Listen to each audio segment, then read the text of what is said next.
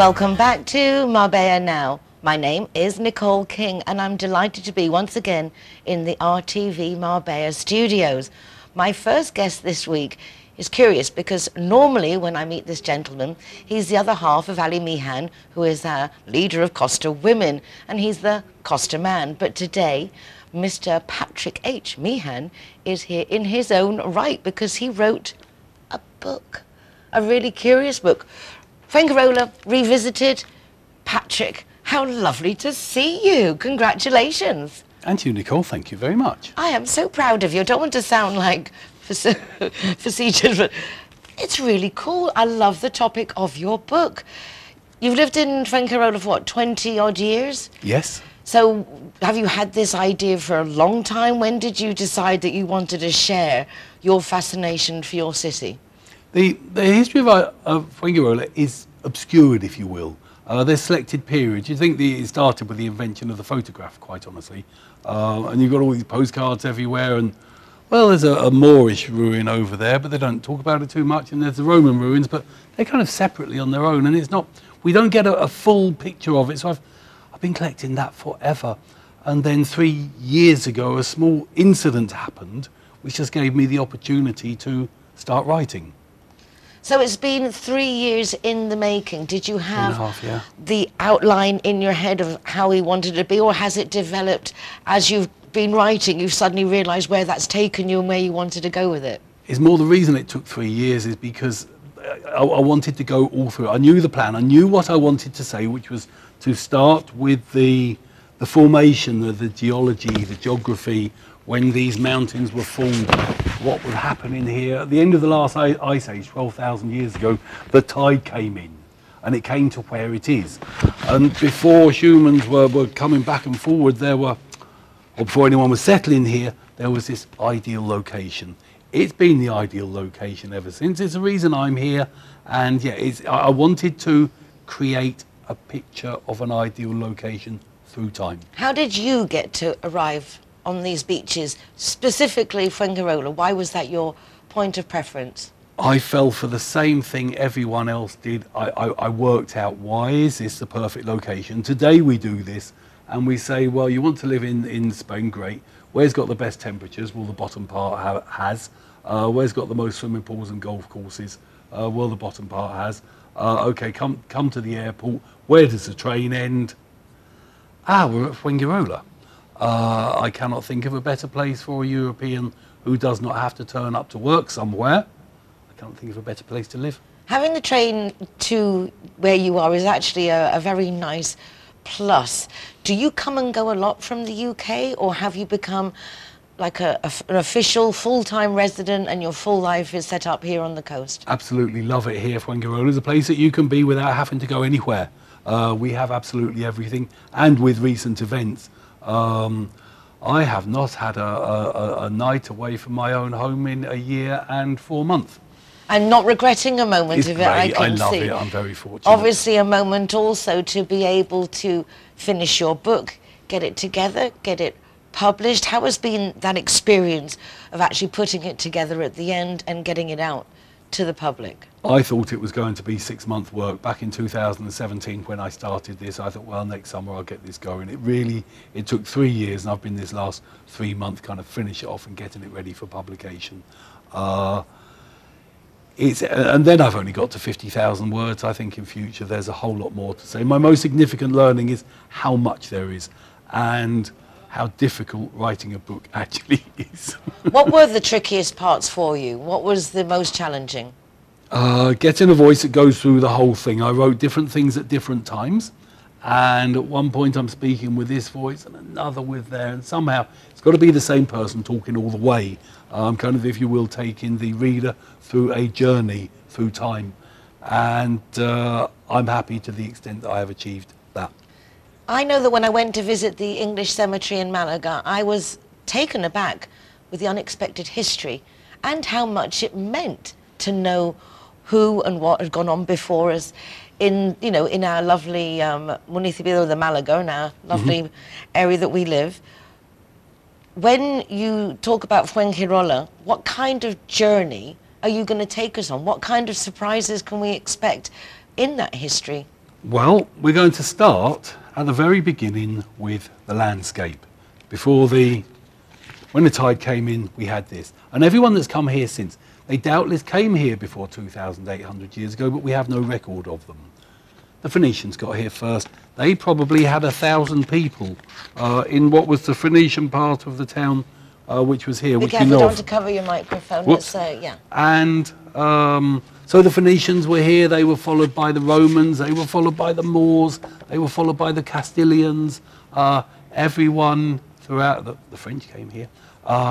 Everyone throughout history has come here, and now it is home to whoever can afford to. The Europeans who can afford to come and live here. And what kind of reflection, apart from the couple of things you mentioned at the beginning, reflect that in the city? What kind of, as I say, what kind of the surprises are there? I don't know. Give us an anecdote. One of the stories that most appeals to you. Yes, one of them. Firstly, the castle is absolutely fantastic. The one that appeals to me there is the Romans left.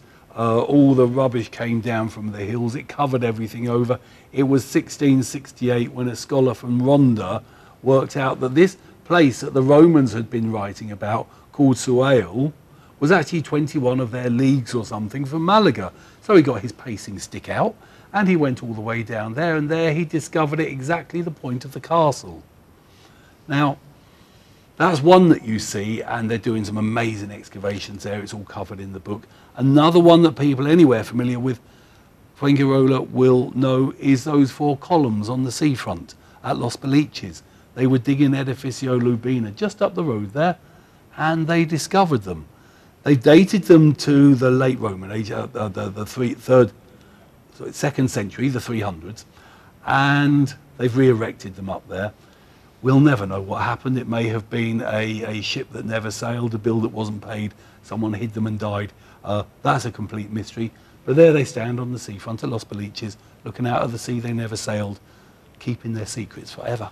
Are you a fan of this archaeological exploration locally? Do you go to these sites and do investigation on your own? It's not greatly publicised. I did get to the excavations in 2019 at the castle. They had an open day and they showed of this. We saw racks and racks of mostly pottery, but super clues as to what had been there before. They were uncovering an old villa, an amazing villa in front of the castle in Roman times, which later, as the Roman Empire declined, became a fish salting factory. The same happened at our other famous archaeological situation at Finca de Secretario in Los Beliches. That was a beautiful villa with a bath house better than any in your 5-star hotels in Marbella. It was the height of Italian style and luxury. However, in hard times, as they were paying for their endless wars, it became a fish salting factory as well, as did the Termas de Torreblanca further up the road. So our archaeology in Fuengirola reflects truly what happened with the Romans and others. It's fascinating hearing you talk. I'm really looking forward to reading the book, but a little birdie tells me that you're also getting actively involved with not the running of Fuengirola, but the running of Fuengirola, getting involved with the town hall. Can you talk about that? Can you share what you're up to in that respect as well? Yes, it is quite an honour really, only that I have been asked to be the historian of the foreign community, to collect stories that exist within the foreign community, to interpret the history of Fuengirola to the foreign community. I will be doing this with the Spanish community as well, because this is a first. Nobody has ever put 50,000 words together in one book on the straight through history of Fuengirola.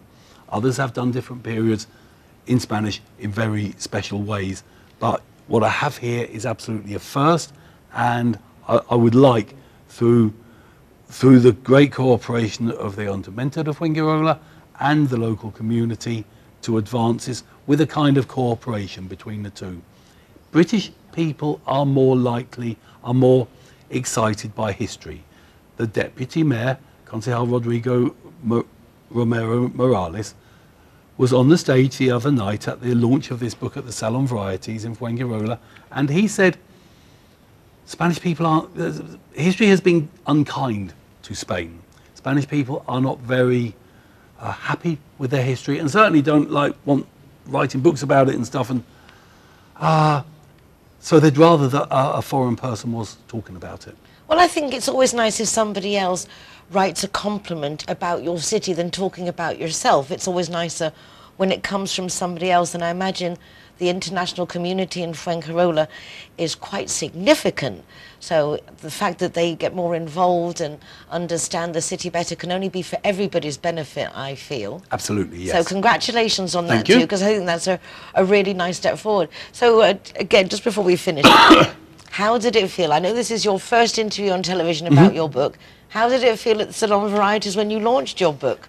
Was it a rush? I mean, tell me, did you It was do absolutely book fantastic. signings? How did that feel? It was book signings. It was attended by the town's official historian and Don Juan Antonio Martin Ruiz, whose book I first read on the town 20 years ago, Pepe Sabias, a local legend of bringing all the culture together.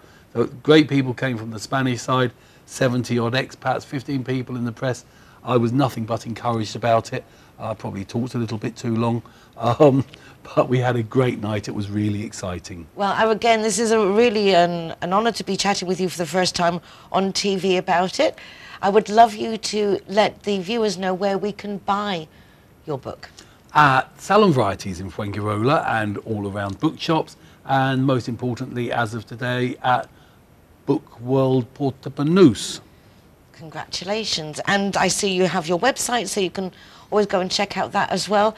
Patrick, congratulations. Thank you very much. Lovely to see you, as I say, as you, yourself. Thank you. Not just as Mr. Costa Woman, Mr. Thank Costa Man, but after the break, we will be welcoming our Costa Woman to the studio. Founder and president of Costa Women, Ali Meehan, will be joining us after the messages from our sponsors and also from our Zero Hero partners. Check out the website for full listings. Be back in just a moment. Don't go away. Thank you, Patrick. Super duper. Thank you very much. Judy likes to consider herself a clever young woman, which is why she thought very carefully before choosing her insurance company.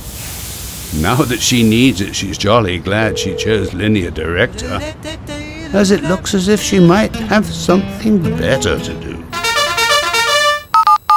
Why don't you be clever, like Judy? Call Linear Director on 952 14 78 34 and see which policy is best for you. Hi guys, Ross here from Hoganstown. Proud to be a member of the Zero Hero campaign, and we recommend everybody. Nobody drives drinking. Everybody who drives a car doesn't have any alcohol in their system, and we're proud to sponsor the Zero Hero program. We are at one. We are at G-Wine is happy to be Zero Hero partner. How cool is that? G-Wine. That's But okay. are proud to present Zero the Hero. Never drink and drive. When I'm the designated driver, I think it's only fair that I get to choose a Zero Hero venue that rewards me with free soft drinks. My friends all get to choose and booze, and they feel safe going home with me. Make sure that you get your reward for being the designated driver. Why pay if you don't have to? Everyone that comes and wants to join our Zero Hero Association, they will have free non-alcoholic drinks at our venue at any time. Out of bounds, Zero Hero partners. Here we are, sticker going on. Delighted to welcome everybody and to be part of the Zero Hero campaign. Delighted. Zero Hero, welcome here. At the Gaucho de Barons. We are at one. We are at And welcome to Lemongrass, Doña Lola. Thank you very much.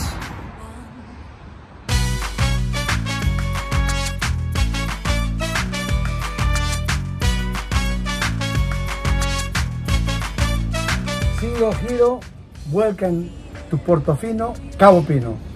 Hi guys, Kazatua is proud to welcome the Zero Heroes. So come on in and enjoy free soft drinks for anyone who is the designated driver. Thank you, Nicole. Brothers, sisters, one beating heart.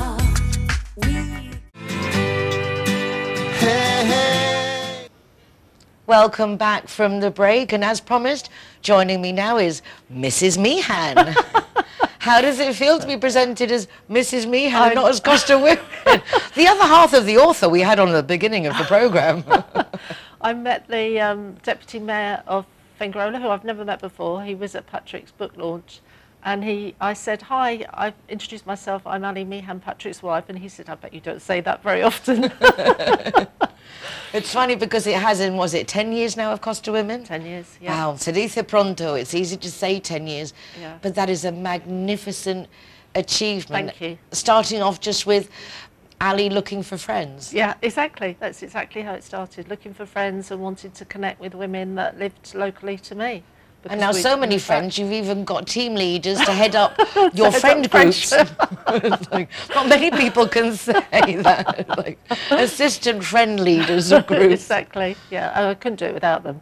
There's no way we could organise so many events without the ladies in the different places. They're could you have anticipated, I know you knew what you needed, could you have anticipated before that so many women like you just wanted to be part of something, do things? Yeah, no, I always thought that women would have their own networks already. So when I started it, I was really excited. I can still remember the first 100th member and how exciting that was.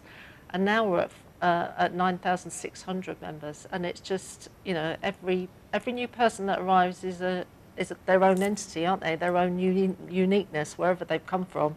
So it's fabulous to welcome them and find out more about them. We were just saying before the show that the same nerves before you record a programme, and we're saying, well, that's good because it shows there's still the enthusiasm. And I imagine with you too, as you're saying, that every time there's someone new, they come with this naivety of what they think living on the coast or in Spain's going to be. And it's very rarely the case, is it? I think most people are quite surprised. Yeah, they are, yeah. And I always try to convey to them that it's not wrong, it just is. Because I think we come with ideas of what Spain should be like, and Spain isn't like where you've come from. Wherever you've come from, Spain is different. Wherever you move to in the world is different, and you have to accept that it's not wrong, it's just the way they do things. I think if a lot of people come now with the concept of they're moving to the sun, as opposed to moving to a foreign country with foreign administrative procedures, I imagine Brexit has been brain taxing for you. It has, and it's really quite sad to see people that have always wanted to move to Spain, and now because of the new requirements for the registration, it's actually quite difficult for people to just come here and try it out and see if it works for them, which is really sad. I mean, that is how I came here. I used to come on holiday, and then I came out and I got a job, and well, those days I had to get a work permit. But then we got into the European community, and it did make it so much easier. Yeah. So we have done it before. Yeah. It can be done, but you do need, I think, more than before. You've got to justify funds and all kinds of things. Yeah, and it's savings that you have to justify. It can't be income, so that does make it a bit different. But yeah, we will just see a different type of Brit here, certainly. I mean, the other nationalities don't have an issue, but it'll be another different type of Brit. A different type of Brit. Well, you have to say there's a lot of different types of Brits here. Costa Women isn't limited to the British. No. You have, I think, how many nationalities? 137. Nearly as many as registered on Marbella census. That's quite impressive. English obviously being the common language. English is the main language on the website, but it's great to get, when we get Spanish members joining, that's fabulous. I mean, they tend to be Spanish women that have either lived somewhere else in Spain and in a more international community, or they've lived overseas and come back to Spain that join it, but it's great when the Spanish join as well. The facilities, the offer from the website in itself, for me, I find overwhelming. It is just so comprehensive. There is so much, whether it's offering jobs, looking for jobs. Give us a quick rundown of what we can access from the web, which is free to join in the sense of there's no reason not to. Exactly, yeah. So on the website we have all of the events that are happening, including not just our events, but the members are welcome to put their own events on there. We've got a blog area, so the women are welcome to tell their stories and share their information through the blog. We've got classified, so that's where you can look for jobs and promote things, buy, sell, swap, or things like that, or exchanging goods for each other. And what other things have we got on the web?